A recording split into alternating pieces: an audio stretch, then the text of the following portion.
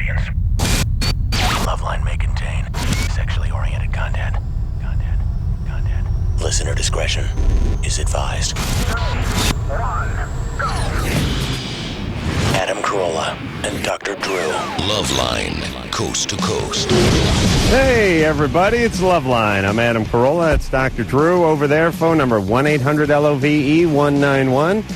Dr. Drew, board-certified physician and addiction medicine specialist, and we're very pleased and surprised to bring to the show tonight Robert Downey Jr. and, of course, Anthony Kiedis from the Red Hot Chili Peppers, all to promote a very worthy cause. It's a benefit, a 3-day benefit for the Hollywood Sunset Free Clinic, which is going on this coming weekend. 13th, 14th, 15th. Unbelievable. Look at Thursday, Friday, Saturday. Yeah. You got to wonder if they have this at the Idaho Free Clinic. The Boise Free Clinic? Not. Yeah, some local radio and like a plate spinner out there raising money. But this is a very worthy cause. I went last year one night. I didn't perform or do anything like that, but I did get some free booze and rub some elbows, and it's quite an event. And there was what? How much was raised last year, Drew? Do you got that? Figures I have $500,000. $500,000. Yeah. Right Really? in front of me, Yeah. Really? And have you now, Robert? That's a lot of potatoes. You haven't utilized the free clinic, have you, out here? No, I was more East Coast at the time that I needed the free clinic desperately. Adam strangely has gone to free clinics. Yes. We have not discussed this in quite some time. Is this the one you went to? Well, I don't know. I went to the Nazi lesbian clinic in Santa Monica, but it may have been under the same umbrella. I'm not sure. I don't think so. Well, I had a little yeast on the peckaroo, as I like to say. One of the few guys I know was able to contract yeast on his penis. And, a little yeasty on the peckaroo. It was a humiliating experience, but it was free, and my penis is still with me. So I have rocked the clinic, and I owe my penile health to that early visit to a clinic. See? But that was a different clinic also. That was a West Hollywood clinic. My high school years, something was going on. Most adolescent adults now use Planned Parenthoods and free clinics as their health care. They really see it as something that's there to serve them, and indeed they are sort of more geared up to handle young people than the average doctor's office is, where things are very sort of threatening, and it's where their parents might find out about it. Gear up the clinics, because if they're you good. think about it, we live in a pretty rich country, and not everyone has the access to getting the health care that, according to Dana Hollister, is a right for all humans who live in this country. So, well, and even speaking of money, it probably saves you money as a society to get people taken care of early on at a lesser price than it would be down the road to take care of more advanced things. that's preventative thinking. It's good bang for your buck, isn't it? You would think so, but you can function like an HMO and just make sure people kind of pass along. Oh, listen, I don't want to cure anybody. I just want to get them in and out. Just patch them up. Stabilize and release. That's right. That's right. Send them on the road again. But the lineup, the lineup is now public knowledge? The lineup for this show, yeah. No one has any idea what the lineup is. All right, well, no, Drew? I'm kidding. It's going to be some plate spinners. And a local radio personality from Boise, Idaho. Okay, got it. Right. Mike Baker, the deal maker from the Idaho Pontiac Dodge, is going to be out there giving away bumper stickers and windbreakers. No, Elton John and Sting on Thursday night. The Chili Peppers. And Jaguares, who've been on this show, and Amy Mann, who's been on this show on Friday night, and then Saturday night, Third Eye Blind, and Jaguares again. And from what I understand, Sting is going to be doing personalized condom fittings. Yeah, before and after the performance. These cause a prolonged erection. 8-hour tantric condom fitting. Now, and by the way, would a condom last? I mean, how many condoms do you think Sting would have to go through in an 8-hour sex session? You know, we've never actually addressed that in condom education. If you go more than X period of time, put on a new one. I mean, tires only go 20,000 miles, right? The idea is to get a metaphysical condom happening. There you go. Where it's not actually material of this world. Virtual condom. But a glow platform for this kind of discussion. I think many people have the reservoir of energy to go through several dozen condoms, with or without chlamydia. Right, but do they have the endurance. I mean, can they hold off from the ejaculation? That's the thing. I mean, physically, that's what he's saying. You really? Well, I mean, I could move my ass for 5 hours, but I couldn't hold my nuts for more than 5 minutes. Okay. Talking about dancing or what? Yeah. How do people buy tickets?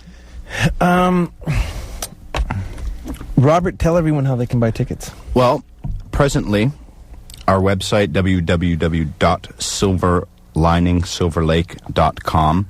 As a matter of fact, they got so many hits today that it kind of blitzed, even though it supposedly has can handle a bunch. But that's the way to get through it, unless someone tells me that there's something else that's supposed to happen. www.silverlake.com. No spaces. And how much are the tickets? Are they asking for donations, or how does that work? Because I imagine $30 wouldn't be enough for the talent. It's a fat and foreboding price tag, but I think the idea is to dig deep and get your corporate love on, and maybe get some tax write-offs or whatever. Tickets ranging, that's like $100, $200, $300, $400. You can buy a table, you can get seats, you can, like you said, you can rub elbows. Right. Well, I was there last year, and it's an intimate environment. I mean, it's not like you're going to see Sting and Elton John at the pond. I mean, it's a very intimate environment, so you're paying to get up close and to be comfortable and have a nice seat with some high rollers. Are you guys going to be there all 3 nights, or are we just all going to be on the same night here?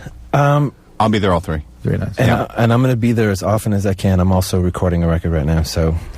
Yeah, and Drew and I are going to be doing some hosting duties on Friday night when we're there. That's my night. Quid pro quo. We're quo. glad to be there. And share the stage. Yeah, and really, I got to be honest. I'm really glad you guys came on the show, and I'm surprised because somebody called me and said I should do this, and I said who's going to be there, and then I said they should do the show, and I thought it would never ever happen, but you're men of your words, and we appreciate you being here.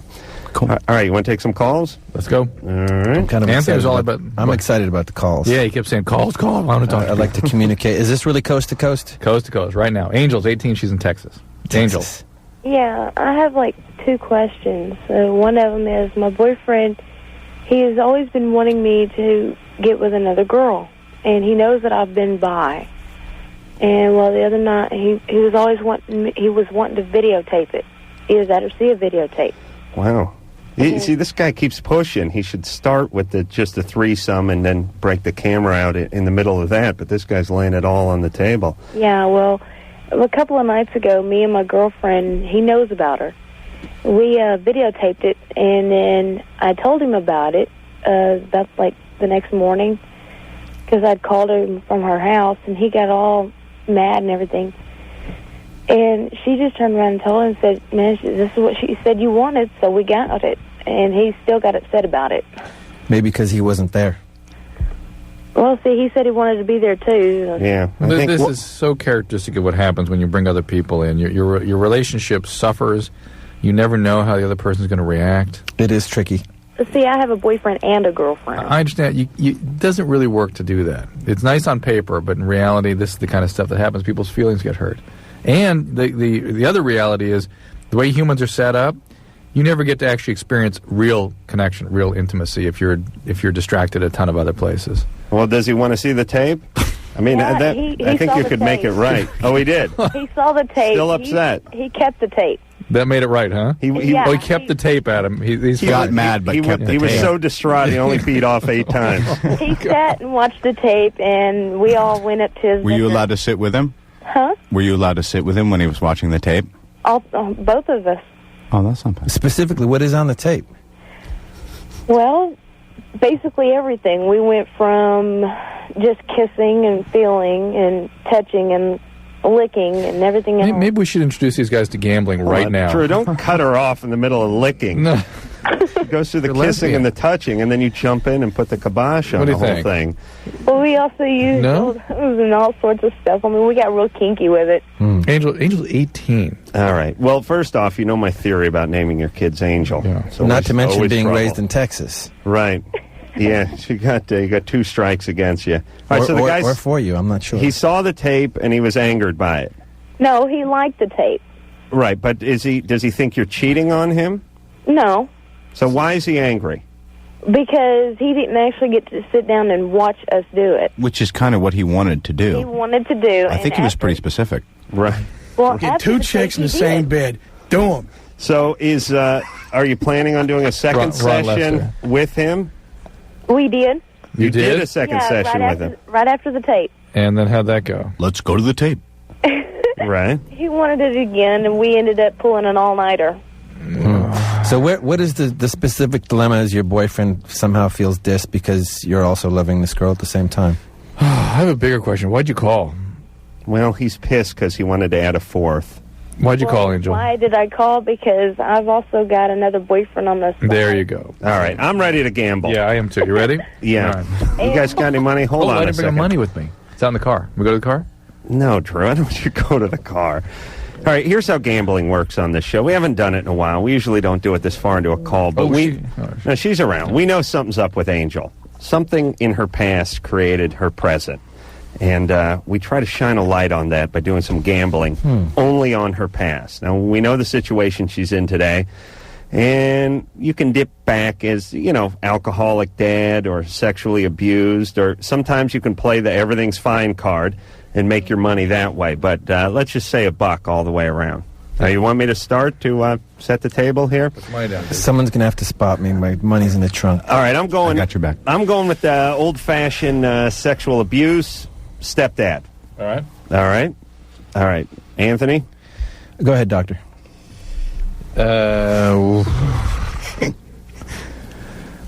Chaotic family system, like somebody's badly addicted in the family, and she got sexually abused by like a neighbor in the course Neighbor. of all that, yeah. Okay, so you're saying a drug abuse? What drug? I don't know. All right, well, you got to be more specific. Alcohol. Opiates. Of course there's alcohol there. Opiates. Opiates. All right. Robert? Relatively normal system in the nuclear family. A little bit of stripping. But stripping when she was 8, or this is mom stripping? Mid-teens. Her. Mid-teens stripping. Interesting. Never going to make a penny. I'm going to go with the standard got kidnapped and forced to watch Russ Meyer films at the age of 8.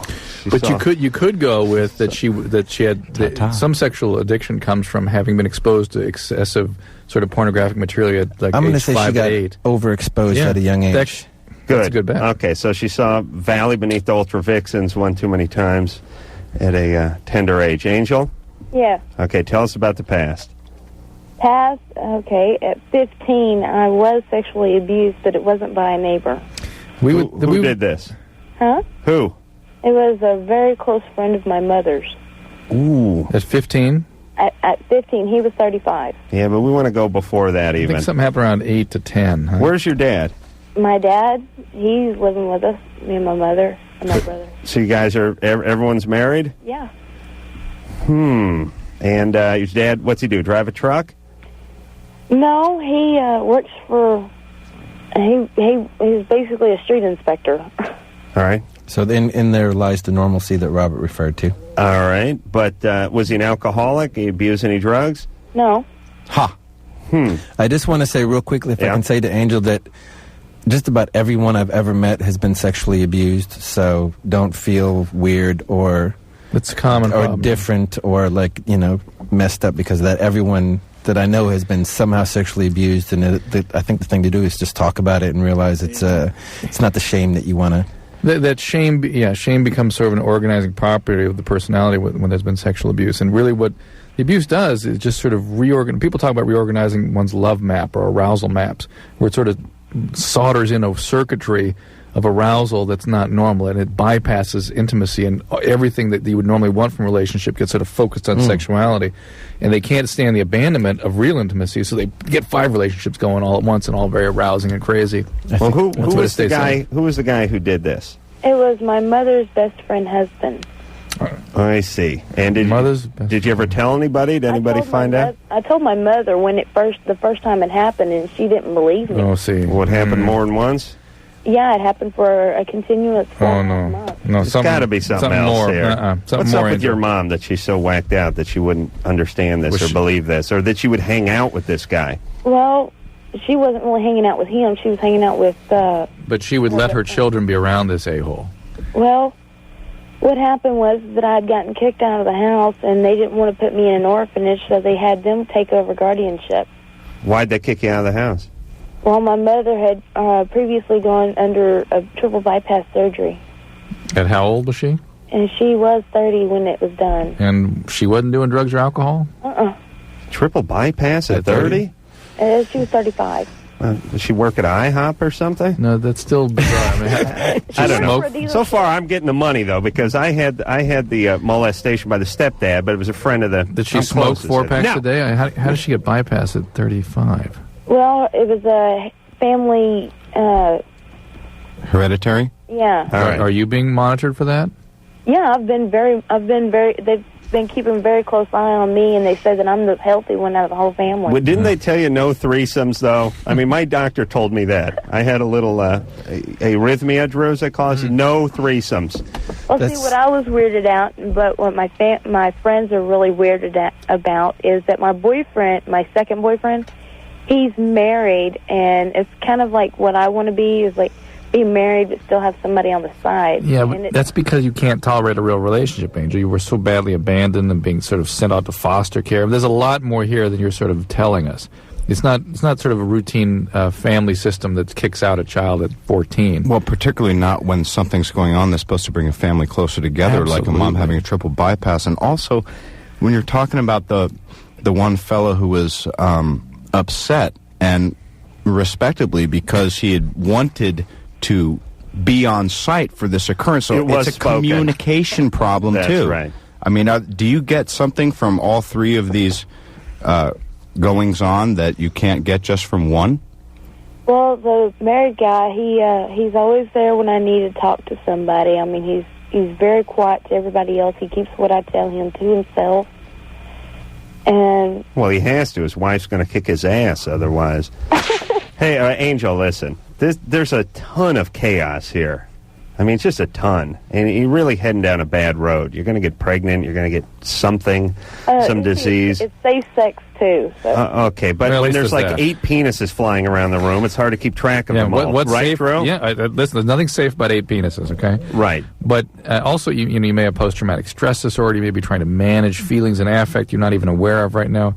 This really needs some quiet time. Get some therapy for the rape perpetrated by mom's best friend's husband. How about that? And you can just start there. Yeah. Just stop for like 6 months. Just don't do anything. Just go to the bathroom through your pants. Don't even take your pants off. Not even for number 2. I like the advice. Get some help for the rape. Chill.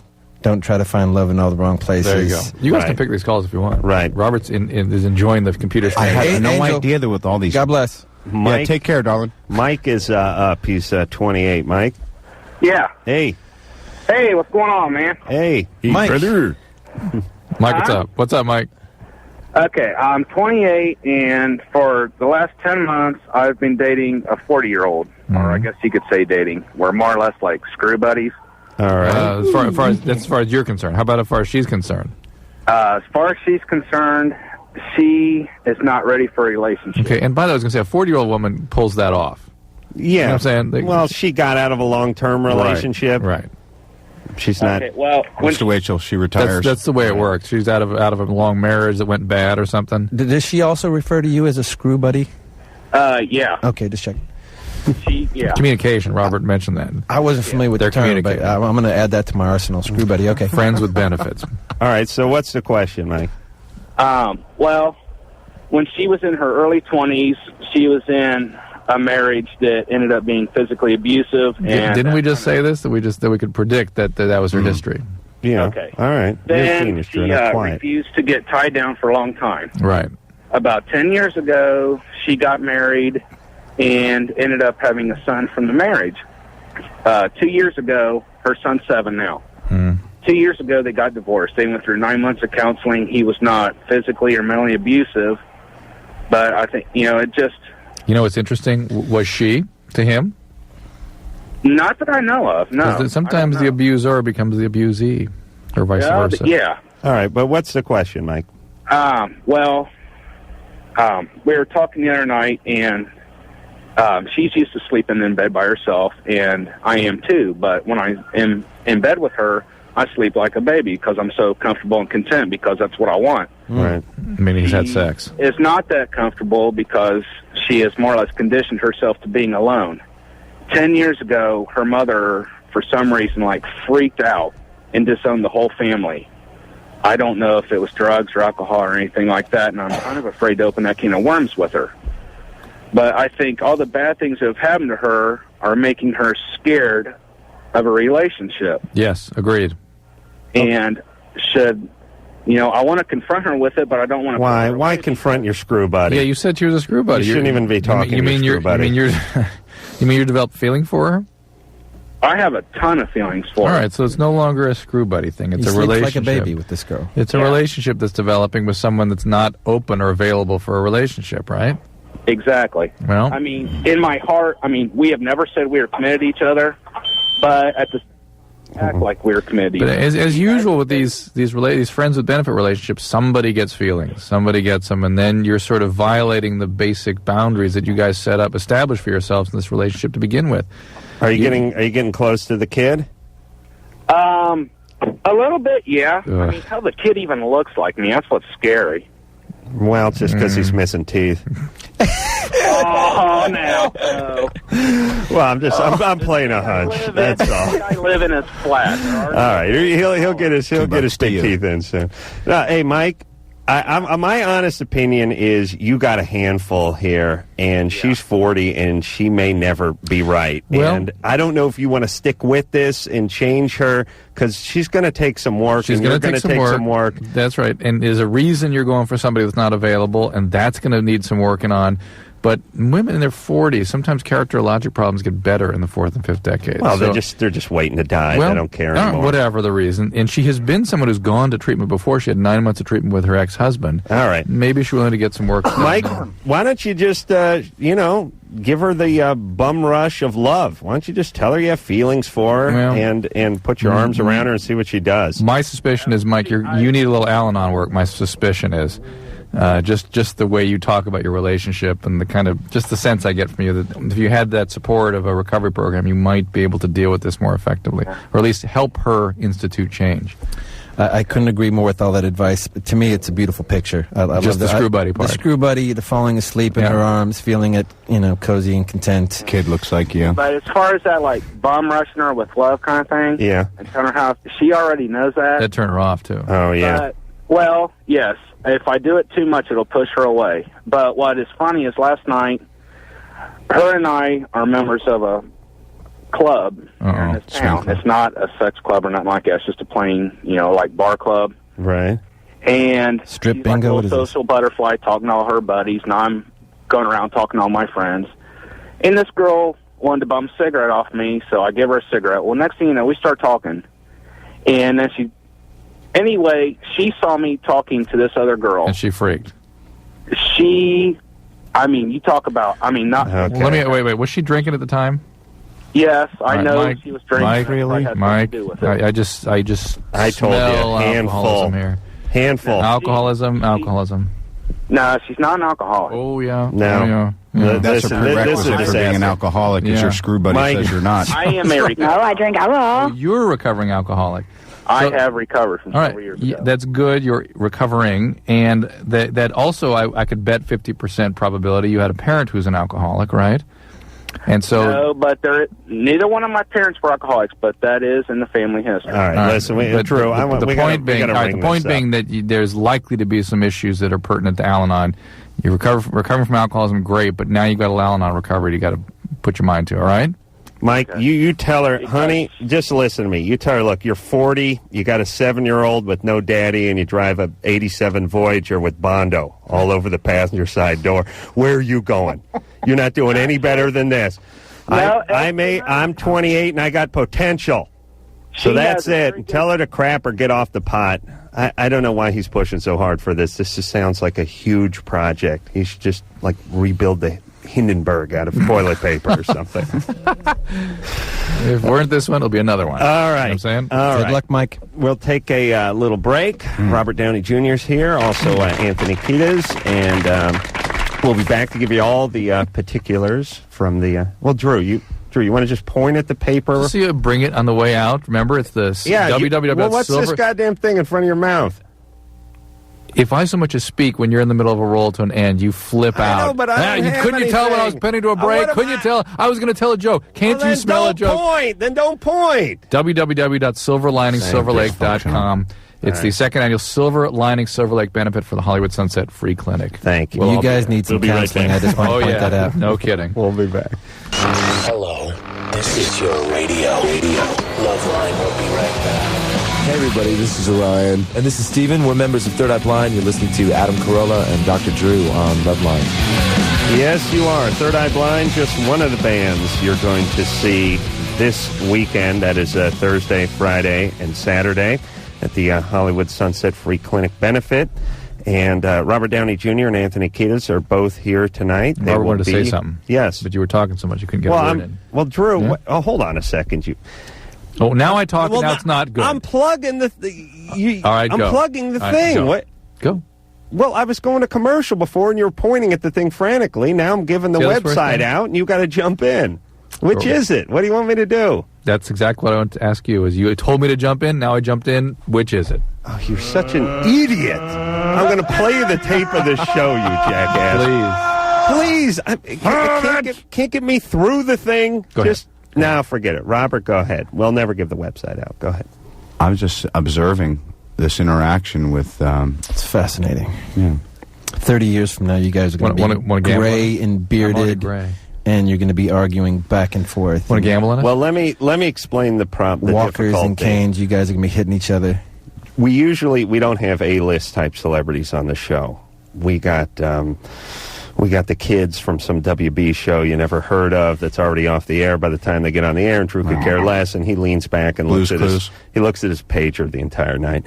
But tonight, he's up in his chair. He's excited. We have celebrities in here. 3 nights of sleep. We didn't work late last night. Yes. Yeah. And so I can't get my cadence right because I'm used to him just not talking. Okay. He usually broods. That's why I pointed that I usually don't talk, and he got mad at that. I think you compliment each other. So. Not verbally. Not in the last 2 minutes. Right. Thank you. All right. Let's take some calls. Laura? Hi. You're 17. What's up? Hey, I listen to the show every night. You guys kick ass. Thanks. Adam, you're funny as hell. Great. Thanks. And Anthony, I love you. The Red Hot Chili Peppers are my favorite band. You rock my world. Thank you, Laura. All right. I have a question for Anthony, and then I have a question for Adam. All right. All right. I want to know, how did the tube sock antics originate? My version is different than Flea's version, but I can only give you my version. I was 17 years old. I had left my house. I was living with a roommate. A lady friend of his had a crush on me. I was previously engaged with my high school sweetheart. This girl kept sending me very sexually oriented cards and messages, and basically she just wanted to get down, and I wasn't having it because I was in love. And my friend said, she's coming over. She's coming over to the apartment. You know, she wants to see you. And I ran into the bedroom, and I got naked, and I put a sock on my dick and came out to greet her, you know, hoping that would sort of scare her away forever. And it just made her fall more deeply in love with me. And she continued to send messages and cards. And is she Angel from Texas? Okay. And then one day when it came time to perform live on stage in concert with my brethren, it just seemed like the thing to do. You were so accustomed to it by that point. It just, you know, they say that when you get into show business, you reach back and pull out every little trick from your childhood, and you end up turning it into some kind of shtick or... Can you attest to that? But how did you... I just like that you tell her how to... She goes, that's so sweet. Like you could have said, you know, anything. It's sexy.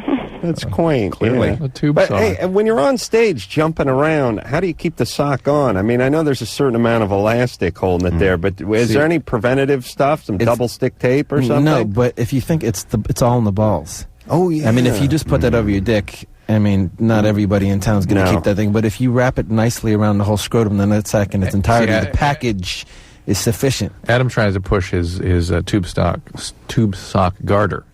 Oh, which also is that an invention you made? Yeah, it goes also for condoms. Yeah, just a little alligator clip or roach clip, and then a piece of elastic that goes around your back and clips to the other side and keeps it on. You could do it in a flesh color; no one would see it. True, this is not my invention. It's only for condoms. But I agree. Listen, I could stuff my balls into a trash can and hold it up, but the penis would not hold up one of those finger condoms. Don't you have a question for Adam? Oh yeah, Laura. Yeah. Go ahead. Adam, could you please tell the story about the time that you got trapped in your friend's house while she was sunbathing naked? Oh no, we got big celebrities here. Maybe tomorrow I'll remind him. Yeah, that's a good story. To hear the story. He'll tell it at the commercial. Yeah, I'll tell him during the commercial. How about the time that you stuffed your nuts into a trash can and held it up? Just told that one. That was good. Yeah. All right. Hey, Laura. Yeah. Thanks. Bye, Laura. I'll tell that story tomorrow. We'll talk to Debbie, who's 32. Debbie? Hello. What's up? Oh, a lot. You got a question? I have a lot of questions. Yeah, just listen to that voice. Is this the phone sex operator? Just what evokes in you. You got a question for us tonight? Yeah, I am a phone sex operator. I had a client that was calling me a lot. Mm-hmm. And I left my boyfriend like 3 weeks ago, and I'm kind of in a financial bind. Mm-hmm. And he offered to have sex with me for $100, and I told him I would have to meet him. And I met him tonight, and I told him that I would do a hand job for $50, and I did. Right. And I have a really, I don't know, I'm kind of feeling kind of sick to my stomach after doing it because I've never done anything like that before. And I have a boyfriend who's in the military well, not really a boyfriend, I left him, but he's in Louisiana right now, and I'm not really sure what's going to happen when he gets back the 22nd. Well, you left him, so why would anything come back? I'm in love with him. I mean, why'd you leave him then? He beat me up like 3 weeks ago. Oh, what's not to love about that? I don't know.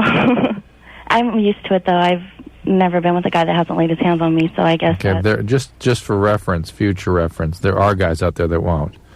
Well, I know that, but I haven't found them. Certain people get addicted to the kind of rush of their boyfriends beating them up. Yeah, I'm not. You can conceptualize addiction. It really is a sort of a compulsion. That's what they're attracted to, and that's who they are as a person that's attracted to that kind of person, and that's just what love is to them. Is that like the bad boy type attraction, I think. And it really ultimately is trying to resolve the problems of having been abused by Dad when he was growing up. My dad never really hit me, but he was verbally abusive. I was always really, the kind of child whose father would holler and I'd be like in the corner, covering my head. I mean, he would never physically lay his hands on me, but... Ever? No. Did he kick you? No. Oh, I was just playing a hunch. Did the guy tip you who you gave the hand job to?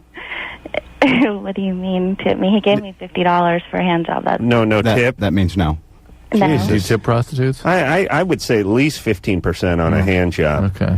20, and 20 on a there's BJ, some guy on like a military base in Gary, Indiana somewhere now saying that his girl, who's a phone sex operator, until they broke up, just juggled some guy's dice for $50. Right. Actually, I'm in Washington State, so... Oh, okay. But I think he's in Louisiana or something. He's based in Louisiana. Yeah. Hey, Debbie, I got a whole bunch of... First off, man, what's going wrong here, baby? I mean, what's up? I don't know. I've been getting... since I've been doing the phone sex, I've been doing it for 9 months, and it seems like I've been getting more freakier in bed as... But you're 32 years old. You haven't worked past some of this stuff yet? Well, I went through a really bad divorce. I was married for 8 years, and I went through a bad divorce. It was a 2.5-year divorce, and I married money. I wasn't really in love with him, and... You married money? You just did a handy for $50. What kind of divorce? What kind of alimony are you getting? Nothing. I lost everything, to be honest with you. But if you're going to marry a guy for money, at least bilk him. No tip in the settlement? I mean, didn't he have to leave you the house or the ranchero or whatever he was driving? No, I left with the clothes on my back pretty much. But this attraction to abusive men, okay? I know it's bad, and then I have a BDU fetish on top of everything else, so I'm attracted to the military. Bondage, domination. BDE or BD? BDU, battle dress uniform fetish. Oh, they got one of those. Battle dress? It's like camouflage uniform. It kind of turns me on. So you like getting decked out in Desert Storm gear? No, I like guys who wear Desert Storm gear. I was picturing you in the gear, but... Oh, Right. okay. I'd look good in it. Was your dad in the military? My dad. I've never met my dad. Didn't you say your dad was verbally abusive to you? Oh, you did it over the through a bullhorn. What's that? My adopted father. Well, what happened to your biological father? Actually, my mother slept with my aunt's boyfriend and got pregnant with me. Did you ever meet this guy? I've never met my father. Ever? Never. Okay, so when did you run into corporal punishment along the way? I mean, who was the guy in the uniform that got you going with this? I don't know. Was your mom abusive too? No, actually, my dad was an alcoholic, and so my mom was kind of like the person that would go around, trying to make everything fine at home and keep peace in the family. And okay. Hey, Debbie. Yeah. How poor can you be that you don't have money? I mean, you got to charge $50 for a hand job. I'm very poor right now. Do you have any kids? They're with my ex. Oh, yeah. And I'm paying him child support and the whole 9 yards. Here, this 20 is going to be a little sticky, but don't spend them on food. Jesus Christ, this is a disaster. Do you ever just stand back and take a look? Oh, actually, I think about, killing myself all the time. Well, no, I don't mean stand back and kill yourself. I'm serious. My life is totally messed up right now. All right, well, just stop it. You're 32. You have your health. You sound intelligent. I'm not stupid. I know that. No, this is not about being smart or not smart, but you do need to... Let's just focus on one thing. How about learning to read your attractions and to realize that the things that you call attraction is sort of unfinished sickness from your past, and that maybe things that are super attractive to you should be avoided. Just the way like a sex addict would avoid the web as an arousal mechanism that they get going with, and it really send them down a bad path. This is a bad thing for you when you get involved in this kind of attraction. How about going around with guys that are not quite so attractive to you? And if it's boring and if it feels uncomfortable, kind of staying with it and see where you can go. See what kind of feelings come up and see if you can tolerate a real relationship. Find a real nerdy guy in civvies. Yeah, I mean, where you're bored is probably where the change can happen. And it just seems like rather than hold on to, or you're calling in saying you're feeling guilty about what just happened with this guy and the $50, I mean... that last 45 seconds, if you're still feeling bad, is probably old stuff, honey. Right. All right. Hey, Debbie. Huh? I rarely say this, but can you find Jesus Christ? I think he's in prison, because that's where he seems to be found the most. But Robert, did you see Jesus when you were behind bars? Actually, I'm not. I don't think. Well, he was never in a solitary. Find like Buddha or Allah or who the Jews got going, Moses. Somebody, just find something, find some spirituality, and just knock it off and get in some therapy and just pull yourself up. And every other cliche I can throw at you. You're not stupid. You're young. Just go ahead and start having a good life. But here's the thing. Here's the thing. You got to get it. Whatever that it is, that desire, that willingness to make change, go ahead and get it. Right. And if you don't do it, this pattern, this slope you're on ain't going to change. Yeah. So it's up to you. I don't know if I would even call this a slope. I think this is just a free fall. Free fall. Yeah. This is a cliff she is sliding down. All right, Robert Downey Jr. is here. Also, Anthony Kiedis. They are here to benefit the what, Drew?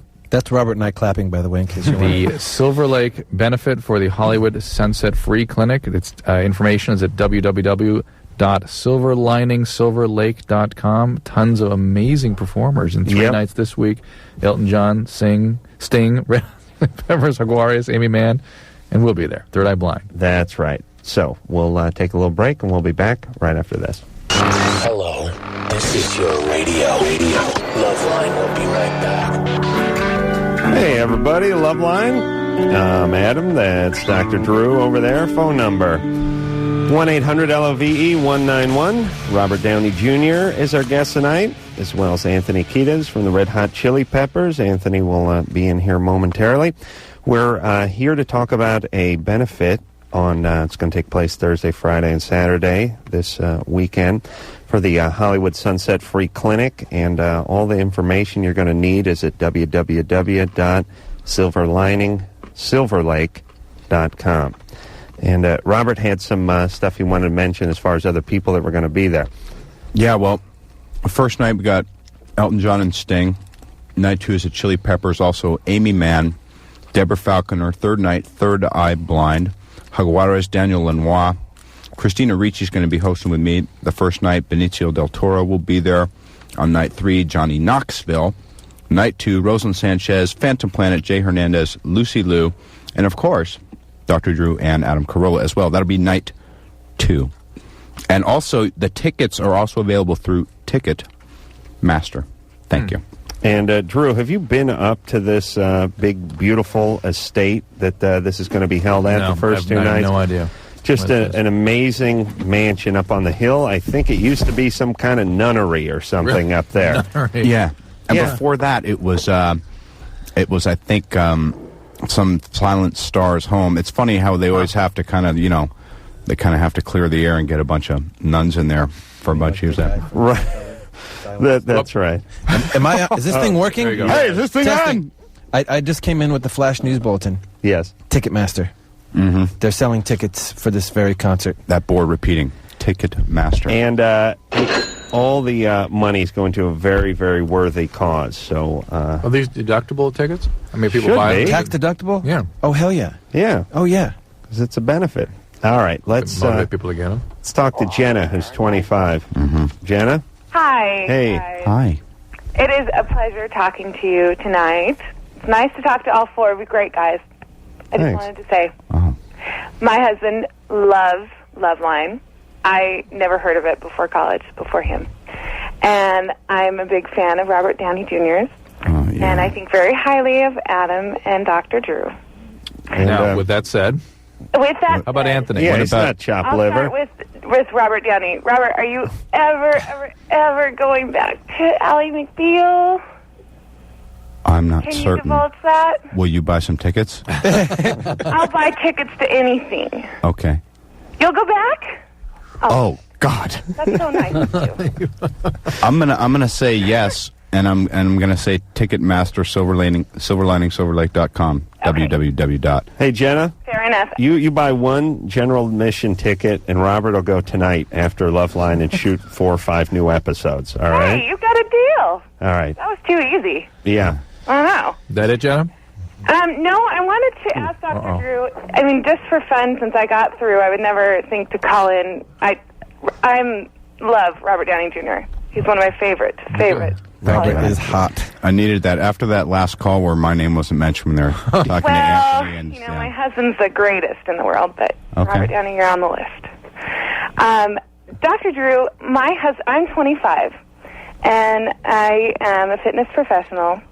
And my husband is 27, and he is a tennis professional. Tennis. Team pro. Tennis. Huh? Tennis? Tennis, yes. Racket. Mm-hmm. Tennis racket. And I'm just blown away by our peers, some of the people that we know that are having babies.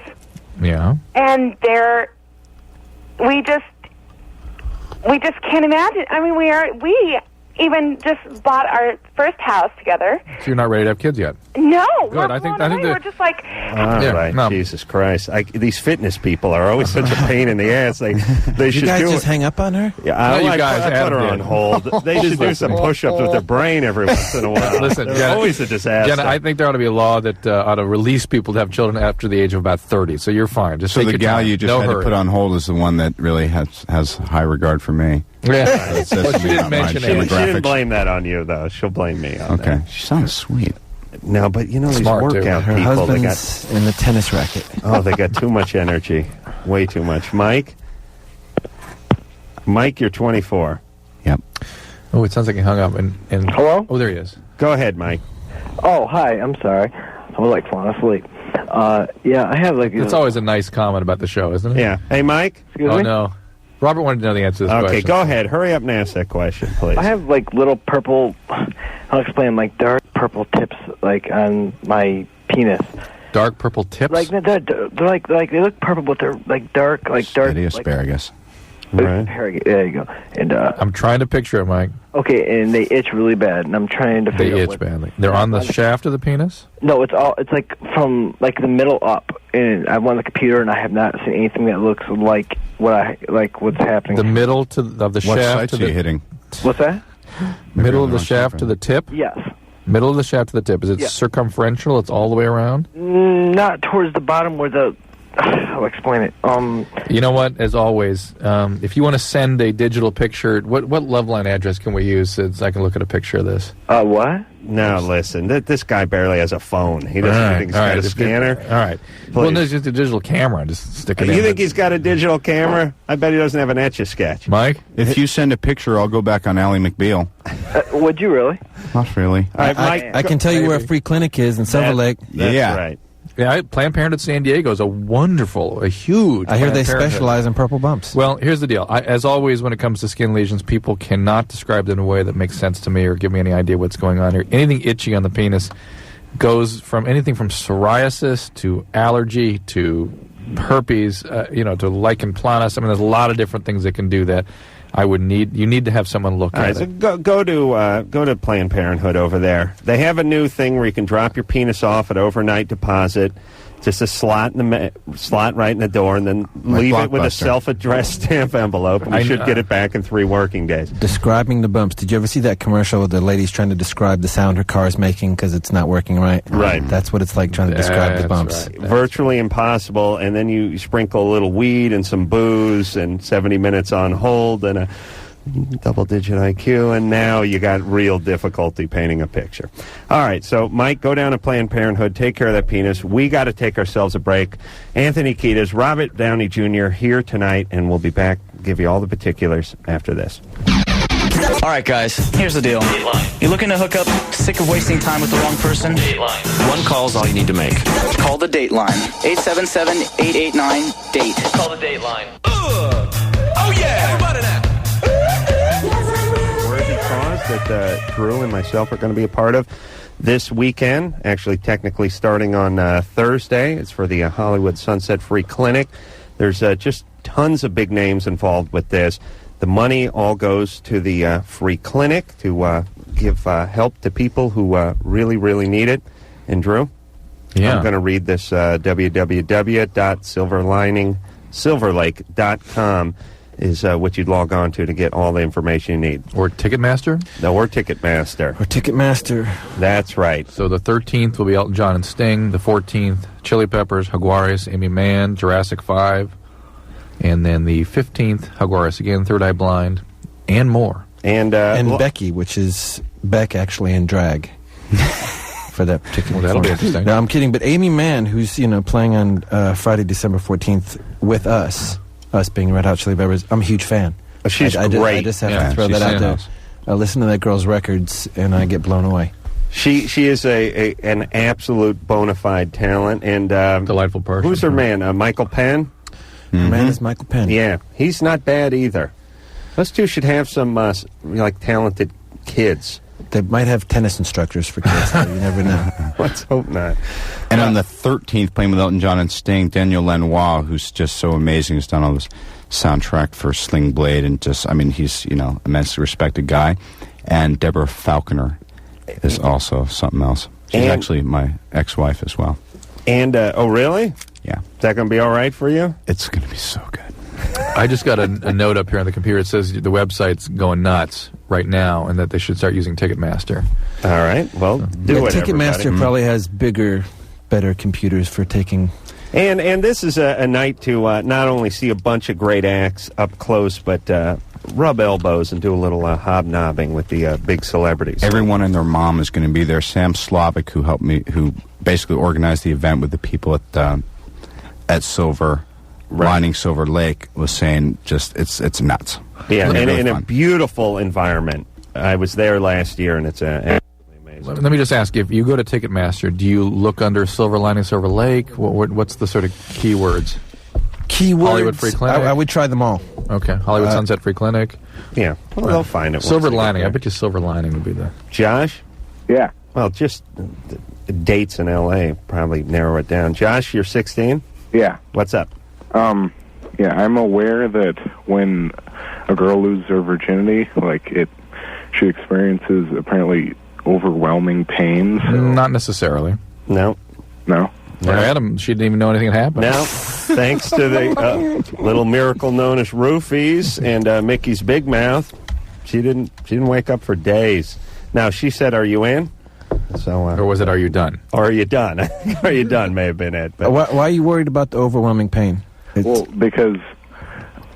I was just wondering because I've heard that a lot, and I've heard average size for a penis is 6 inches. Yeah. I'm a little above that, and I was wondering what the correlation was. And I'm a big boy. How little above are we talking here? Like about 8 inches. Yeah, that could do a little harm. But again, it's not going to be significantly more painful than someone who's not a virgin. It could be uncomfortable for anyone. And in fact, we get many more calls here about very uncomfortable for me personally. But just thinking about it. But I'll tell you who it's going to be uncomfortable with. The next guy she gets with, who's 5 inches. It's like a baby's arm in a warm room. Who's got to have that? Yeah, that's the guy who's going to be in pain. Hey, Josh, you just take it slow. Exactly. You're in love, and you don't do anything that is uncomfortable for anyone, and it'll all work out. My understanding of the female vagina is that it, as opposed to the male vagina, as opposed to the hermaphrodite vagina, I see. Right. Is that it expands and contracts with unbelievable elasticity. That's correct, and if you springs right back. And if you just take it slow and go gentle and move your thing real mellow and with love, right, and make sure she comes. No, I'm kidding, Josh. Definitely. How old is she? Huh? What is she? 11? How old is she? She's 16. 16. And if she's ready for this too, make sure. If she's nervous and ambivalent about, not clear that she should be engaging in this kind of activity, it can hurt no matter what. Whether you're 3 inches or 9 inches, it can be a very unpleasant and painful experience. Is she into it? Huh? Is she into it? Into what? Losing her virginity to you. Oh, yeah. Well, I guess so. I mean, I was just asking, in case. Are you a virgin? No. Did you sleep with someone else who was a virgin at some point? No, Have you they hurt weren't. before? Did you hurt the non-virgin? Yeah, Thresher, yeah. No. Okay. All right. You're going to be all right. Have fun. Good times. Hey, could you put me on hold so I can listen to the rest of the show? Okay. No. Why, you're calling from Colorado? You should be hearing it. Yeah, it's on tomorrow. Oh, okay. All right. All right. Don't be nervous. You can do that for We'll him. tie up a phone line for you, no problem. All right. Let's talk to... Oh, you hung up, and you hung up on that one too. I didn't hang up on him. I just hit 5. Oh, man. True. I didn't hang up on anyone. You went directly to 5 without putting him on hold. All right. I was looking at his hand when you were on the screen. I don't know. That 8-incher was the easiest problem to solve all night. See, we're going to get some. Yeah, we're going to mow some Those down. other problems were difficult. Charlie? Yeah. You're 31. What's up, Adam? I just want to say you're the man. Hey, good times, buddy. Robert Downey Jr., my favorite movie you were in was Back to School with Rodney Dangerfield. Thanks, bro. Oh, come on. How about Weird Science if you're going back that far? I love that movie. Too, but I loved it when he would jump on the floor and start yelling, "Do me." Anyway, Adam, your recipe there for premature ejaculation was to squeeze one off 20 minutes beforehand. Yeah. Well, me and my wife have tried that a couple times, both different ways, and I still got that problem. And I don't know what to do. We've tried different things, right? And we don't know where to go from here. This is John Candy from the grave, isn't it? Yeah. What's up there? You smoke a lot of weed, Charlie? No. Oh, no, please. Please. I have a technique for him. Go ahead. Handle it. Okay. Grab the tip of the So you've been ejaculating prematurely, is that right? Right. How quick? Just for the record. How quick? Like the Dice Man used to say, one stroke done. Okay. That's too quick. Breathing. It's all about breath. If you focus on your breath rather than how good it's feeling down there, just breathe in and out, like very intentional breathing, like... Don't focus on your penis. Focus on the breath. Right. Hold on. I came when he did that. What's that mean? Wait a minute. There's another thing, and this has really been having a profound effect on my staying power. Yoga, brother. Really? Yes. Yeah. Get your kundalini on. I can't picture Charlie in a lotus position. Hey, Charlie. Charlie, go Ashtanga. Let me see if I can dangle a carrot in front of you. You get really good at that yoga, you can blow yourself. Right. I used to be able to do that, but I packed on a few pounds now. Oh, yeah. Now your gut's in the way. Ron Jeremy. That's bad when your gut's in the way. Do the yoga with the boiler. Don't even worry about it. Me and my brothers want to know, because we really like blood sugar, sex, water. And me and my brothers want to know, is Anthony take it on the other side now or what? That depends on your definition of the other side. It sounds like you've gone to a completely different place than I ever intended, but that's okay because lyrics were meant to be interpreted as seen fit. I mean, are you talking about shut you down, Charlie? Are you talking about some sort of a bisexual or gay reference there? Yeah. No, that's not what I was thinking when I wrote the song. You can interpret it like that if you want to. No, I was a big fan of your music, but it just seemed like it's kind of been going downhill lately. You are an asshole. All right. Hey, Charlie. And by the way, Anthony's being critiqued by a guy who stopped blowing himself because his gut's in the way. Steady chuckles. No, that's all right. Hey, I'm not against having a little sensitive criticism from Charlie. The other side is about something much deeper than, experimenting with male-on-male sex. Not what I'm into, but if you want to visualize that while you're listening to the song, you go ahead. Caroline? Yeah. Carolyn, yes. You're 17. What's up? Yeah, I just have a question for Anthony. Here he is. Okay, hi, Anthony. Am I going downhill in your eyes, too? Because he's about to kill himself. That's true. I was just wondering if the new album that you're making, are you going to kind of go for a new sound, or are you going to use that type of music that you used in Californication? Like, do you know what I'm saying? Yeah, we don't sit down and have a group discussion on which direction we're going in or what kind of sound we want to come up with. It just happens. And to us, it always seems like a natural progression from whatever we did before that. The more time we spend together, the more time our chemistry gets bubbling in the lab, it just comes out. I don't even know what to call it. It sounds to me like, the next phase from Californication. It doesn't sound like Californication, but it sounds like a continuation thereof. We're pretty happy with it. It sounds good to us. When's it coming out? Do you know? We're still recording it. It comes out in the springtime of 2002. Thanks, I have Carolyn. One more question. Uh-oh. Or not really a question. It's another thing I wanted to tell Anthony. I met you, I'd say on Wednesday, August 16th, 2000. Give or take? Right. Yeah. No, that's the exact date. It was in Toronto.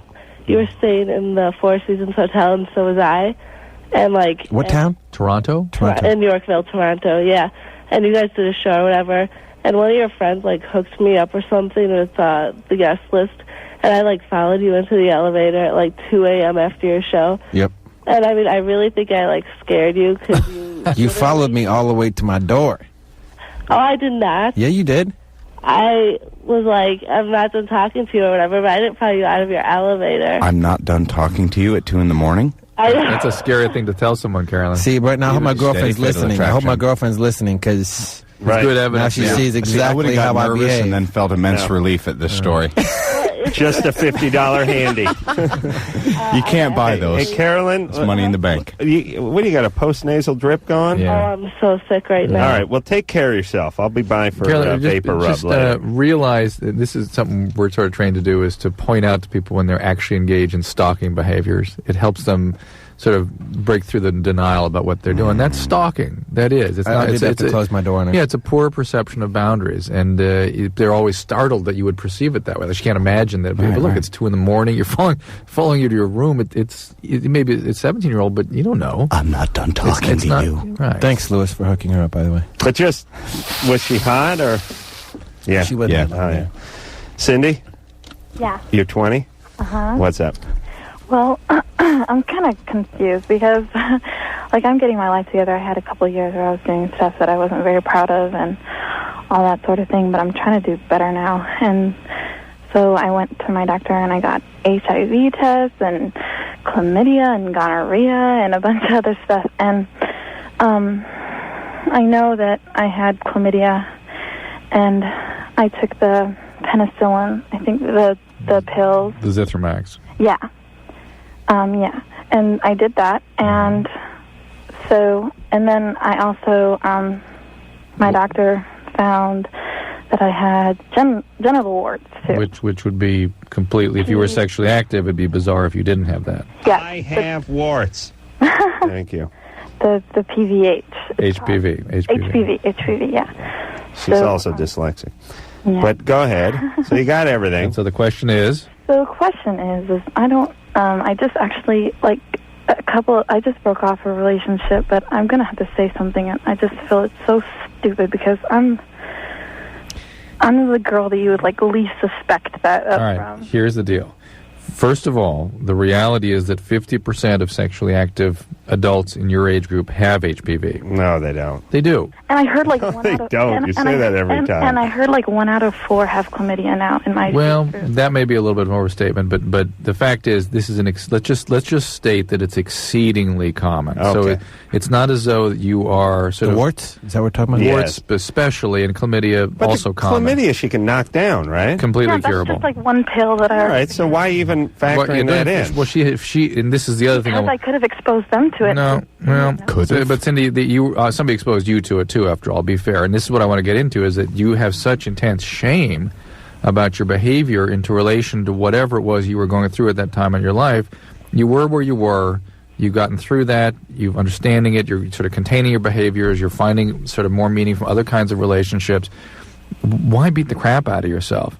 You have something that most people your age have, all people that are very sexually active have, and people need to wear condoms if they're going to be with you, if they're going to prevent infection, and indeed, if you're going to be sexually active with someone, they should be wearing a condom. That's basically what this boils down to. Yeah, you probably find a guy who's got warts, too. And I think that the fact that you are sort of coming more to terms with who you are and who you want to be, part of that is living with integrity, and I think I commend you for wanting to be honest, because I think you'll feel a lot better about yourself, and it'll be part of this whole process you're going through is being fastidiously honest. You need to be honest. So what exactly... So you need to tell people you've been exposed to it? Well, only people you're going to screw. I mean, don't get a bullhorn and go to a mall. Now, look, go around the room here. If you're going to be with someone you're really into, and she mentions this, is it going to be a deal breaker? I think it's very cool that she took the responsibility to find out, and that she's at least addressing the issue, how to deal with this. She is getting herself together, quite literally. That's a cool thing. Yeah. I mean, Yeah, but listen, Cindy, you know what you're doing? You see, you're taking all this guilt and you're putting it onto your warts. I mean, what I'm saying is this guy doesn't have to know you got the warts from the 150th guy you're with. You could have just as easily got it from the first guy. And you think that because you have this, he's going to know about your past, but it's not true. It also took someone who passed this on to you who didn't tell you before. So it's kind of like, opportunity to stop that legacy there. Yeah, and yeah, I totally understand exactly. But listen, It's a tough call, though. but reassure her. Let's say you're into this girl, you dated her 5 times, now it's getting close, you're going to get physical, and she goes, I got to be honest with you about something. How would you, as guys, how would you like a girl to... That's right. If the girl I'm dating now had told me 5 times into the date that she had some sort of... Yeah. No, not you've been having sex 5 times. You're like getting to know her. It's slowly building. There's no way that would have stopped anything. Me. That's yeah, right. but what would you how would you have her say? Would you rather just her be like, you need to go get checked, or... No, it's blurted out. Yeah, just blurt it out over dinner. Besides, I'm all about BJ's and anal anyway, so I don't even go there. I don't even know what that part is. Yeah. What part do you get the warts in? The female vagina. Is that the front part? Actually, no. It's you can have it. You can basically get it anywhere, but... Do you have it in the anal area? Mine is on. No, it's in the wall between the rectal and but not on the rectal side though. No, not at all. But it can move over there. It's a more serious issue over there because it becomes associated with anal cancer. Okay, but like I said, just like everyone said, be straight with the next guy. This is part of what you're doing and the part of the journey you're making in your life, and they don't have to know about all the shame that potentially brought you these warts. This guy's doing handsprings because you're going to have sex with him, that's all. Yeah, that's what I hear when I hear this. Yeah, this means yes. Yeah, this means we're going there. Right. Right. Yeah. Shed the shame. Hey, Ariel? Yeah? Yeah, I like that. Shed the shame. You're 17. What's up? I just wanted to ask Robert if he's still planning on being in Hamlet under the direction of Mel Gibson. Does a stage performance? That's so highbrow. What show are we on now? It's Masterpiece Theater. We might do that at some point, yeah. We were going to do it last around Christmas time, and things took a turn for the worse for me for a minute there, but maybe next spring or summer. Okay, in Los Angeles? Yeah, we do it in L.A. That'd be cool. Because I think you're such a great actor. I appreciate it. Yeah, I'll tell you, I'll take this moment to kiss Robert's ass for a second. Oh, yeah. You've obviously had your ups and downs in life, and at least no one I know has turned on you. like they like you so much and they like your work so much. And Drew, do you know what I'm saying? We've got a lot of people in here that have had trouble with addiction. They've had some bad times, and people sort of turn on him. Like, especially if you do it a couple times, like, screw him, he deserves it, get rid of him, I hope he rots in jail. Yeah. But with Robert Downey Jr., it's been like, people are like pulling for you, and part of it is your talent, I think, that people really respond to. But I think the other part is your humanity that's maybe comes through in your work, or I don't know what it is. But people seem to really like you and really be pulling for you, and I don't know what that means to you. I mean, does that help you? Is that pressure for you? Well, I think it's better than having people turn on you for sure. I wouldn't know, because it's always that part too, where like, but we really are pulling for you, and it's really good. It is a strange feeling, isn't it? Yeah, I bet people are definitely in your corner. I bet it works against you a little bit, though, because then what follows in the heels of that is, we got a job for you right now. We'd like you to boom, bam, you're back at work before you have a chance to get focused on your... Well, I'm real fortunate that I've been able to, for the first time since I was 17, aside from the summer I spent in Corcoran State Penitentiary, it's the first summer I've had off and through to the end of the year, and it's been really amazing, because there's a lot of stuff that I just hadn't really ever got off the habit trail to look at. So, all the support and like you're saying, the goodwill ultimately has sometimes carried me along when nothing else seemed like it would have. And being able to do something like this benefit honestly with friends and people who are like family to me, it's almost like I feel like maybe people are recognizing that ultimately when I put this behind me a little bit at a time, that this would be the kind of stuff I'd want to do, just because, as we all know, when you're out of yourself, you're actually benefiting more than when you're being self-indulgent. Robert told me, by the way, that he would listen to the show when he was in Corcoran. Ooh. Yeah. Where is that? Corcoran? Yeah, it's right out here. Right by Bakersfield. It's not bad. They got radios. Yeah. In Bakersfield? Yeah, they listen. Fresno, too. Closer to Fresno. Listen to the LoveLine over there. Yeah. That's why I'm always... this is our core audience, by the way. I want to say hi to all the brothers who are doing time. I also want to say hi to my friend Catnip, a.k.a. Michael V., who's down in San Diego County Jail right now. And stay up, bro. And what was you? What were you? Were you in for like 9 months? Did you say? I was in for a year and a half. Jesus. Yeah. Well, you're. I don't know. I don't want to say good. I don't want to say bad. Great. I mean, was it a good? Did you feel like it saved your life in any way? Do you know? I mean, I know guys. I have friends who went in and it saved their lives. Oh, because they were at a point where they were. But you know that I got out and then continued after several other little bits of. So for me, I can understand that personally. Yes, I can relate. You did that. Things come along where you would say to yourself, there's no way this person could possibly go back to using after that. Maybe your best friend dies in your arms for an overdose, and you think, well, that'll solve his problem. It doesn't. You could say that if you've never known this disease. You know what I'm saying? People that really know this disease. Yeah. So, I mean, I can understand going out after serving a year and a half. I've seen worse things. Yeah. Sure. As they say, out the gate by 8, in the spoon by noon. Back again by 10. Wow. Is that in the penitentiary, that's the saying? Yes. It's not actually printed up and framed and put up on the wall. They of the rec center, chant it every morning about the Pledge of Allegiance. I see. But it's not prison policy, is it? That's just now what's policy, Adam? Well, it's a colloquialism that's picked up in the joint. But as you know, as a specialist too, and I think that there's starting to be a bit of a movement in that, is that everyone operates at a different wavelength, and you never quite know, but it seems like the people have just been constantly saying, well, we're not going to judge this, we're going to keep doing this and trying different stuff, and I think that that's kind of where things are headed, is applying as many different possible remedies as you can. Were there resources for a given individual? Sure. Were there resources for you when you were in? I mean, did they have programs? Yeah, there was. Yeah, there was a TC therapeutic community going on there, but I think more than anything else was, some of it could be counterproductive. I wouldn't say that prison is somewhere that saves your life, whether there's a program there or not. It's inherently dangerous and degrading and heartbreaking. But looking back on it, it lets me know that all those times, whether it was times that I was in, I was, I wasn't under the influence of anything for that entire period of time.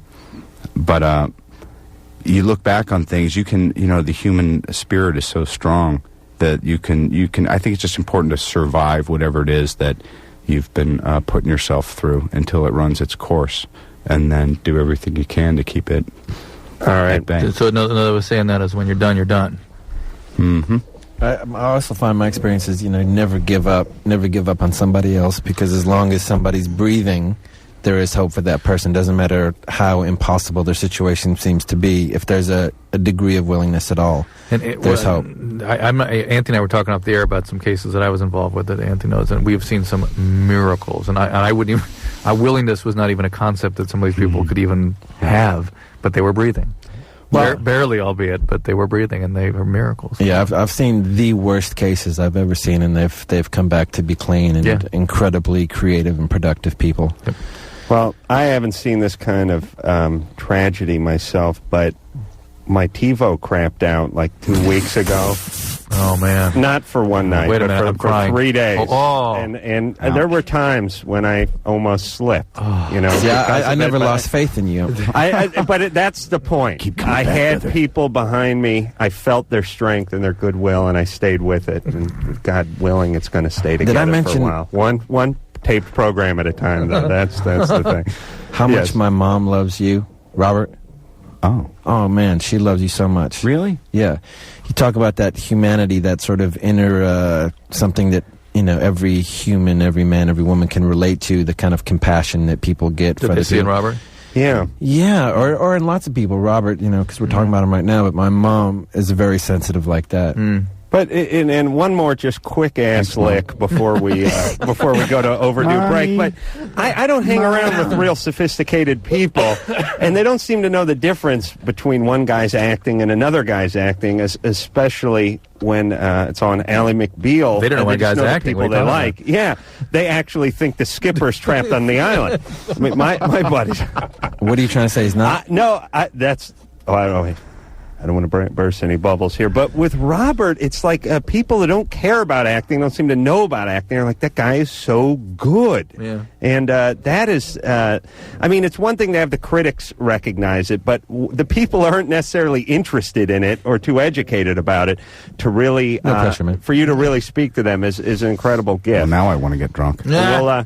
We'll take a break. Let's go to the park, see if we can score, and we'll be right back after this.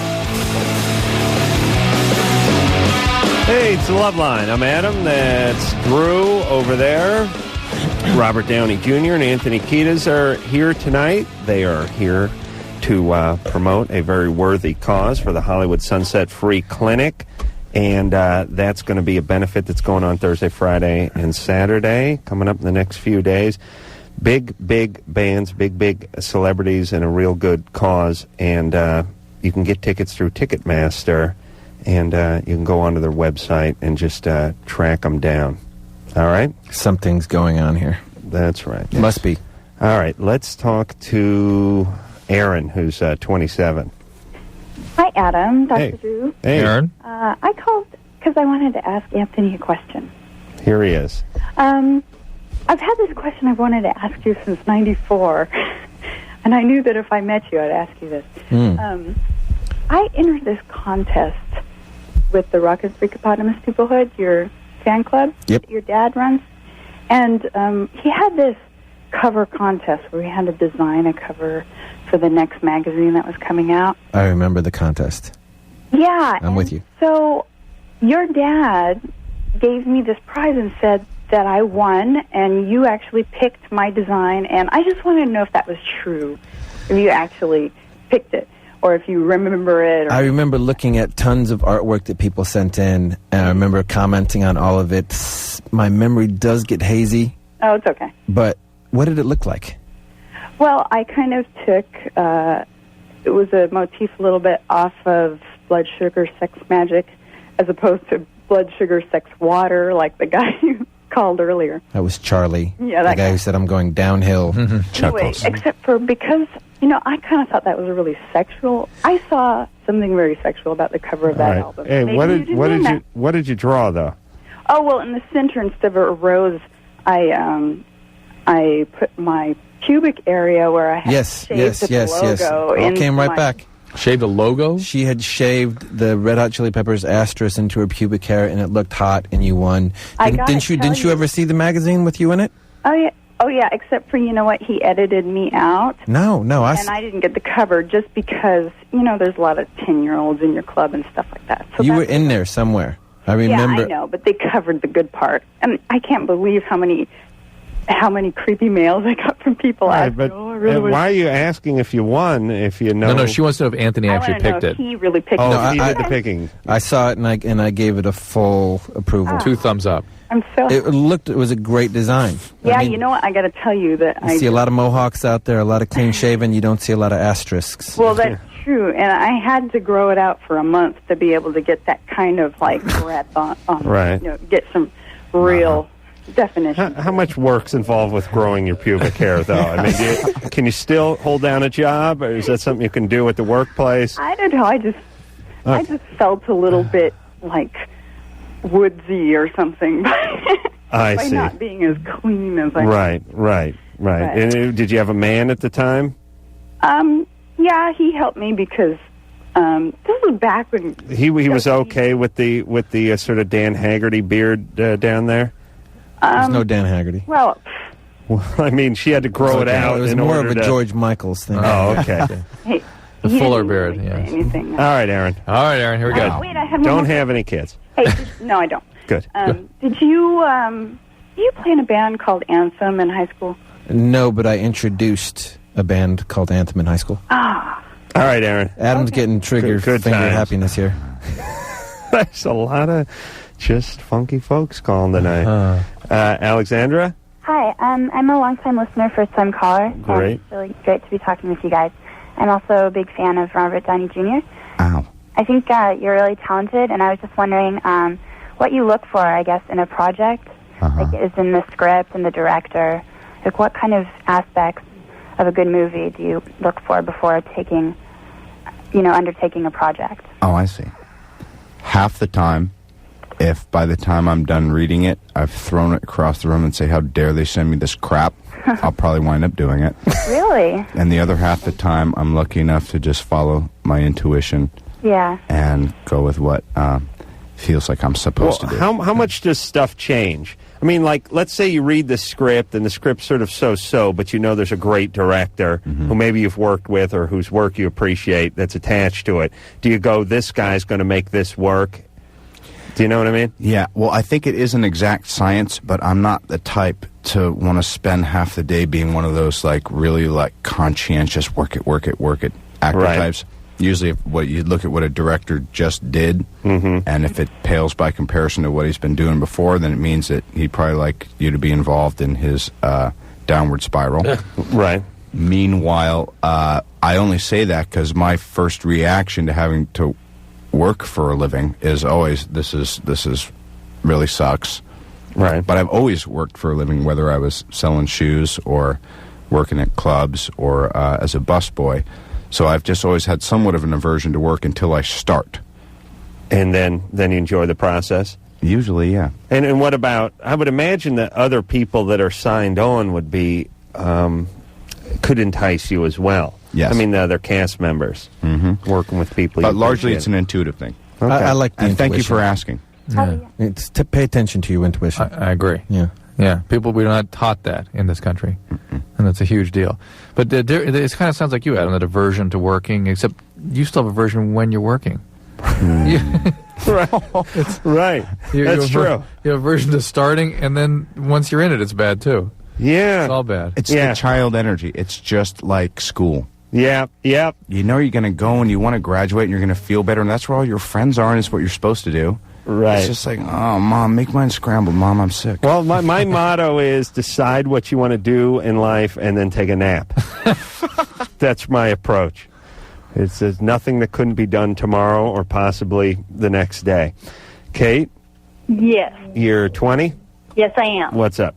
Okay, this may sound stupid, but I think I have sex wrong, and I was wondering, because you're 4 people, you could tell me what I should do instead. I've had sex with 3 different guys, and none of them all came. None of them had an orgasm. You're fat. Drew, please, we don't know It that. could be true. You never know. Well, why couldn't you come if she was fat? No, Drew's very cruel that way. I think women are all God's creatures, and I will hump the bejesus out of any of them, no matter what shape they're in. Here. Hey, Kate? Yeah. 3 guys, no semen. Right. Did something cut things short, or were these extraordinary circumstances? Do you live near a train station? It Were you was in one of those Afghanistan? No. I'm in Arizona. It was one of those things like you're at a party, you're too kind of far drunk, off. it's like, hey, let's hook up, and hooked up, and they didn't come. Or were they drunk?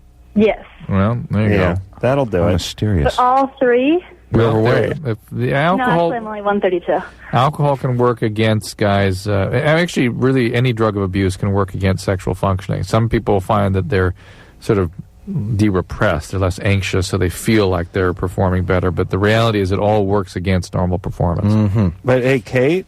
Yeah. What's up? You're 20. You haven't had a boyfriend. I've had 2. And did you have sex with them? I had sex with one of them. And he didn't come. No. In the span of this relationship, I mean, you had sex with him multiple times? Probably, I don't know, we were only going out for about 3 months, so we probably had sex maybe 4 times, like, during the end of the relationship before I kind of dropped him. But he wasn't some guy you hooked up with at a kegger. No, but he was pretty wasted that night, too. He was wasted the 4 times he had sex with you? Well, he's in a frat, so yeah. Is it a tantric frat? Yeah. Yes, it stings frat.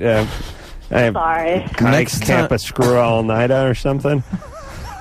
Have sex with someone who's sober. See what happens there. Just crazy idea. Kate, Yeah. you just need to hook up and get in a steady relationship and find a guy you're in love with, and have that moment. Okay, so it's not me, like, I don't need to change anything? Well, if you do, somebody who's involved with you will tell you. Mm-hmm. Okay. Well, what would you think if it was you? Do you have anything we need to know about? That's what I don't know. I have no clue at all. You're just doing your thing. All right. Yeah. You're fine. All right. It's just the guys. Okay. It's always the guys. I think it's the beer. I think it's the booze. It's the booze. I agree. So I'll hook up with a regular guy, but still she had a boyfriend, and this Not a guy was boyfriend, drunk though. all She'd the time? she'd only hook up with him at fraternity parties. What kind of boyfriend is that? 4 times in 3 months. Yeah. That sounds like they were married. Not a boyfriend. Do it outside. That helps too. All right? Yeah. All right. All right, good times there, Kate. Right. All right. Time for the Peter Fonda drop. Hey, that was in Palos Verdes, that last one, huh? Yeah, I guess it was. Yeah. All right, we're going to take ourselves a little bit of a break here. We got Robert Downey Jr. and Anthony Kiedis all here to promote a very wonderful cause. Drew? Indeed, it is the Silver Lining Silver Lake benefit for the Hollywood Sunset Free Clinic. Again, Ticketmaster is where you can get the tickets. Look up Silver Lining. The website, probably tomorrow when the traffic will slow down enough that you can actually get onto the site. It's www.silverliningsilverlake.com. And it's all going to a real good cause. So we'll take a break. We'll be right back. You know what I'm saying out there? Adam and Dr. Drew will be right back on the LoveLine. Yo, LoveLine. I'm Adam. That is Drew. I just told Drew to go get Anthony and Robert. They are now in the studio, and we're here tonight promoting a very, very worthy cause. It's the Hollywood Sunset Free Clinic, and a big benefit going on 3 days, Thursday, Friday, and Saturday. Drew and I will be there on Friday doing a little MC work, and Robert's going to be there quite a bit. All 3 days, All 3 days. Did you guys know each other before this project? Loosely. Loosely. Yeah. I wore Robert like a loose-fitting garment for years before this. Back to that. Yeah. And in that particular period of time where he had like the bleach blonde hair. Yeah. That was awesome. I saw that today on MTV. They're doing a retrospective on you. Yeah. I'm smiling. Just for you in Radioland. Lisa? Yeah. You're 28? Yep. What's up?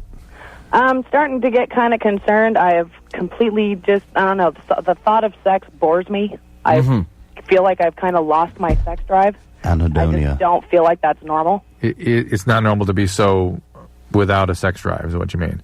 I mean, most all my friends are guys, and I don't, it's not like I don't have the opportunity. It just doesn't interest me. Is it at the point where if you even look at people touching or kissing, it looks kind of like, what the hell, what's going on here? No, not so much that. I noticed there is kind of a little twinge of like, God, I wish I still kind of felt that. But it's an empty. It's a zero for you. Yeah. But you're not in a relationship, right? No. Well, if you hooked up the guy you're really into, wouldn't you be into it? Oh, I had kind of had the opportunity to re-hook up with somebody that I had dated for a while, and it just didn't... Are you depressed? No. Are you on medication? No. No birth control pills or anything like that? Nope. Nothing over the counter? No, I took myself off the pill like 2 months ago. Yeah, why bother? And what are you doing right now? You working? Yeah. And is everything going okay? Everything's going great at work. And do you have any kids, or are you Nope. divorced? Nope. The case of the missing libido. I know. You know- I do have to say one little thing, though. Robert Downey Jr., you have been just an acting icon to me for years. I really am just very impressed with all of your work. You want to screw? Yeah. Hey, you know what I want to say? He could kickstart you. 6 months ago, I was in the exact same place. No sex drive. Yeah, and when you're in that space, it doesn't seem like it's ever going to shift. However, there's no external stimuli that's really going to prod it into a change. I did notice, though, when I really focused on myself, I know it sounds so cliche, mundane, and really put some time in of just getting in touch with really what I was feeling and really what came up, and working with it in whatever way seemed to be intuitively appropriate. When it changed big time. Hey, Lisa? Yeah? Yeah, I think your biggest mistake, and I'm kind of agreeing with Robert or making his point again, which is I don't question it so much. There's sort of an ebb and a flow, especially with women sexually, where there's hot times and there's cold times, and you're in a downtime, and if you're not on medication, and you're not depressed, and you're focusing on your work, and you're not in a relationship, then maybe just go with it. Maybe this is God telling you to put down your vibrator and pick up the Bible, and stuff that up your coos. No, God would Steady, say Reagan. that. One of the little handheld versions. Yeah, vibrating. But let me ask a couple more questions. Are you menstruating? Not the hardcover. Are you please. menstruating normally? Ouch. Yeah. And everything else normal medically? You haven't lost weight? There's nothing else going on that way? Nope, everything else has been just peachy. And again, thinking it through, no over-the-counter medicines, vitamins, anything funny like that? I'm not into medication of any kind. All right, then I'm with Adam. You're going to be all right. Like Robert said, it's going to shift. When you least expect it, it seems like it'll never pass. It's going to shift. Yeah, and you'll fall in love and get that libido fired up again. Brittany? Yes. You're 21? Yes, I am. What's up? I have a question for Dr. Drew and all you guys. All right. Okay, I've been with my boyfriend for a little over a year now. I moved in with him about 7-8 months ago, and I noticed that he was looking at porn. Okay, now I don't have a problem with porn. I enjoy watching it with him. Mm-hmm. But then it turned into he'd start signing up for all these personal sites like Adult Friend Finder and Alt.com. Whatever. Right. Well, anyways, and he's not chatting with these girls or anything, but why is he doing this? Why is he looking at it? I mean, and it's like at the minute I leave the room or I go to work, he's looking at it. Why? How long have you been with him? About 1 year and 2 months. And when did he start getting momentum with this? About 6-7 months ago. He said he's always done it. Yeah, that's what I think. No. I think he's always done it. He just put it down for a while to impress you, and he's getting back to his normal routine now that there's more comfort in the relationship. Right, and guys do this. I've noticed myself do this, that when a woman moves in, you feel like you're being infringed upon somehow, and you have to clear your own space, even if it's within the same cave, and that's the computer or that's your porn. It's like a way of sort of escaping from the relationship and still being in the relationship. Adam, don't young guys do this? I'm sure they do, but please don't use yourself as an example of what's normal male behavior. Please don't. It may be what you do, and yes, guys Drew, do that. If you could wrestle your balls away from your wife for 10 minutes, you'd enjoy some porn, too. She'd just tell you where she was hiding them. Or she possibly sold them at a yard sale. Yeah. Hey, Brittany? Yes. How old is this guy? He's 29. He's never lived with a woman? Has he been married? Or? Yeah, he's been married before. Do you think he's feeling like a little antsy about living with a woman? I don't know. I've talked to him. He wants to be with me. He wants, to spend the rest of his life with me and all this stuff. Right, So, but yeah, he does this. But doesn't it feel to everyone like he's sort of retreating into his own space when he does this? Yeah, well, porn can be very obsessive and very addictive, and personally, it always leaves me feeling incredibly empty and a little bit distant from those that I'm actually close to. That's exactly what it does. But again, it can be a phase thing, and hopefully it is, though. It's the crack cocaine of the sex addict, man. It is just the rocket fuel. So you think he's obsessed? Well, I'm suspicious. I mean, if it's having consequences and he can't control it, it's something to look at.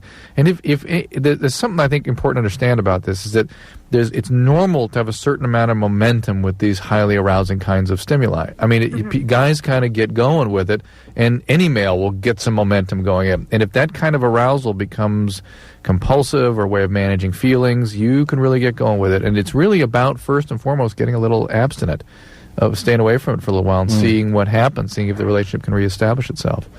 All right. Hey, Brittany? Yeah? So should she discuss this with him? Yeah, I would. I discussed it with him time and time again. He said he won't give it up. Wow. I admire his conviction.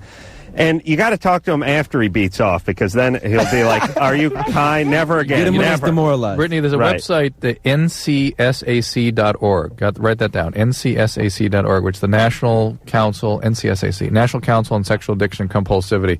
And they have articles there about cyber sex and sexual addictions. You might sort of toss it a little bit his way and see if if he feels like maybe that's him. Okay. Robin? We'll try this real fast. You want to know if it's a good idea to get together with a girl who lives with your ex-boyfriend? No, her ex-boyfriend. Her ex-boyfriend. But, that was actually, it is a real question, but that's not really what I wanted to talk about. My first question, listen, you got time for half a question, so go. Half a question? Yes. All right. Okay. How do I get through the depression after I just got out of rehab?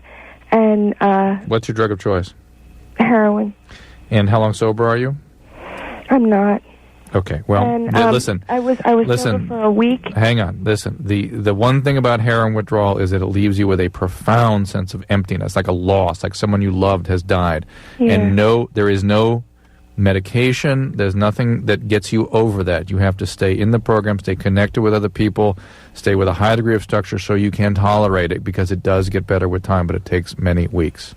And you got to get clean just to begin that. I also wanted to say to Robert that you've been such an inspiration. Thank you so much. You give me hope that I might be able to do it. Well, I'm telling you that when I was in the space where you say you're at right now, it's so funny that you're wondering why things are going on, but you haven't quite put it down. I assure you, beyond the shadow of a doubt, that you cannot even begin to experience how awesome your life will be. It's just a matter of time. Let it run its course and don't look back. You can do it, honey. I swear to Really? God. Than's, Robin. Thank you. All right, luck, take Robin. care of yourself. Get back into a place where you're living in a structured environment. It's what you need right now. All right. We'll be right back. Okay, so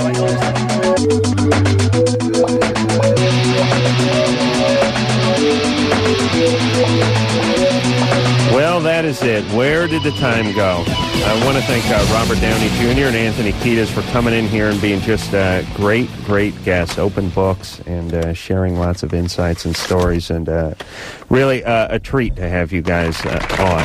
Thank you, Adam. For a very worthy cause, Hollywood Sunset Free Clinic, and again, you can check out Ticketmaster to get tickets for Thursday, Friday, and Saturday, or www.silverliningsilverlake.com. We'll be there Friday night. We will see you guys there. It's going to be fun. And you got to pretend like you know us, though, so we seem cool. Are you guys working on some sort of shtick for the No, show? We're doing a Martin and Lewis thing. Yeah.